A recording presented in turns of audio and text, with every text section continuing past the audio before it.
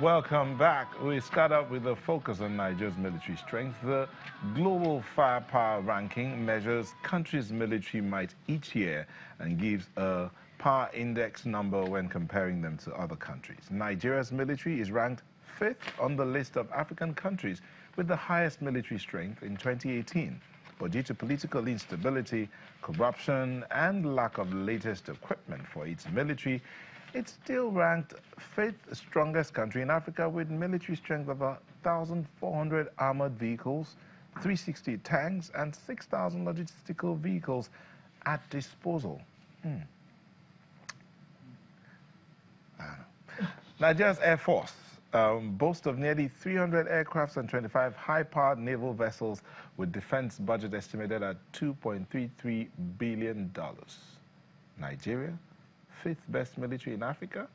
Well, I can't, I'm not a military man, but we have some people here to help us understand why Nigeria is ranked 5th on the continent and 43rd out of 136 countries in the world. Now, hold on. Okay, so to help us understand exactly what this is all about, we have a security expert, Dr. Ekhomu. Thank you for joining us. Good morning, sir. Good morning. And also here is a retired Colonel, Hassan Stan-Labo. Thanks so much. My pleasure, please. Welcome. Okay, let me start with you, Colonel Stan-Labo. Do you think this ranking is a true picture of the Nigerian military? In the first place, let me say thank you for bringing me out here. And I am one person who is not too comfortable discussing the entire equipment holding, defense equipment holding of my country on air, because it's like exposing the very discreet and private parts of you to the general public. However, we cannot help matters now because it's already in the public domain, so let's talk.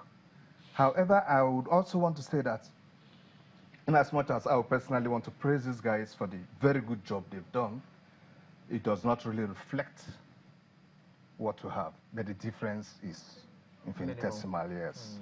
I will not tell you whether it is upwards or downwards. I'm just discussing what we have here. Yeah. The rating, well? Sorry, does this have any security implications, you know, letting the public know exactly what our strength is? Of course, my dear. Okay. These are confidential matters. Okay. All right. Yes. However... And other countries may be watching? Yes. Every country is guarding. I don't expose to you my strength. But the fact remains that it depends on who you are exposing it to. The U.S. does not give a damn if Nigeria knows all what they have in their inventory. What can you do about it? But the U.S. will give a damn if Russia and China knows what they have in their inventory. True. So it depends on who you are talking with. But the citizens also would want to know exactly what they have to defend themselves. We must be frank to ourselves. The national interest at times comes first in matters like this. Those who have the need to know would know.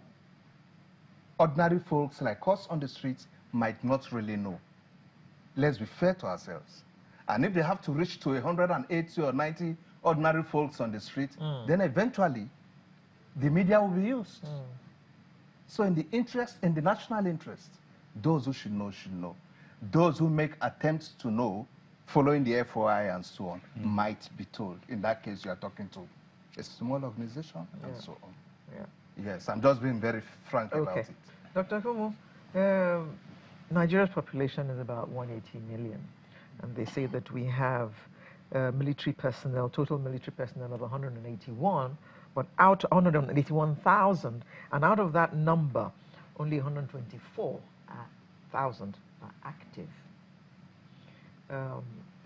relative to population of 180 million. Your comment? Well, I think... Proportional?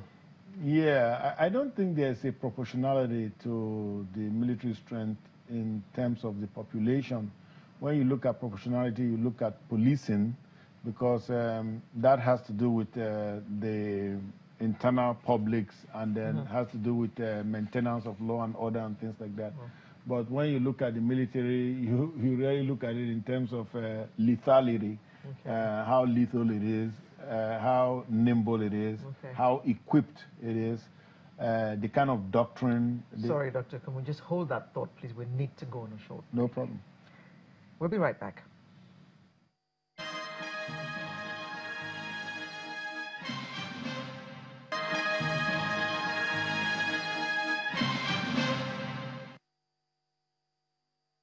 With us, Dr. Ekhomu, you were saying, I interrupted you before we went on that break. No problem, Mr. Lero. Thank you very much. And so it's not the proportionality is not an issue here. Now, the real issues are the kind of training we are getting, the kind of leadership, and then, like I already mentioned, doctrine, and then most importantly, knowing the world that we live in today. Because now we are in a new generation of warfare, what is referred to as fourth generation warfare. And this is asymmetric warfare. So you really don't need boots on the ground in terms of conventional structure to have a successful military. You can have a leaner and meaner military, but as long as it gets the job done. For example, the kind of conflict we have now in Nigeria, insurgency, you really don't need conventional forces because you are not fighting, let's say, the armies of another country. You are fighting against people who are embedded in population and they are destroying lives and destroying assets, and you want to be able to take them on. So it requires a different kind of thinking, a different kind of resourcing to attack. Should we be faced by any kind of external, aggression from abroad? Do you think that we have enough to protect our country and its people? Most certainly. Now, that ranking is based on really the kind of material, the kind of hardware you have on display. That fifth ranking or 43rd ranking, whichever one you want to look, the international figure or the African figure. But by and large, you know that Nigeria is really the elephant in the room when it comes to Africa, when it comes to military in Africa. The reason being, yes, because of the Arab-Israeli war, you know, the Egyptians, they had to equip a lot, and then the kinds of foreign aid they were receiving for a long time from the United States. And then, of course, South Africa, with its problem, they have had to do a lot of armament purchasing and that kind of thing. But in terms of who really has a military that is lethal, that can get the job done in Africa, I think you have to look in the presence of Nigeria. That's part of our hemispheric influence, our hemispheric, the kind of cards we bring to the table.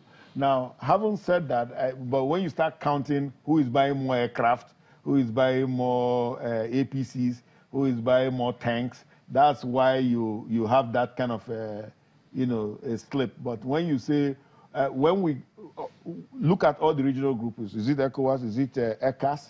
ECAS, particularly with the Navy, Nigeria is the dominant force there. You look at ECOWAS, we are the dominant force there. So if you permit me, I just want to say that Nigeria is an awesome military yes, has an awesome military presence in Africa. And not minding all these other figures, because these are based mainly on counts of particularly material. Okay. Colonel Sam, we have these figures all reeled out. Yes, he said this rating is based on physical materials, not necessarily what's internal.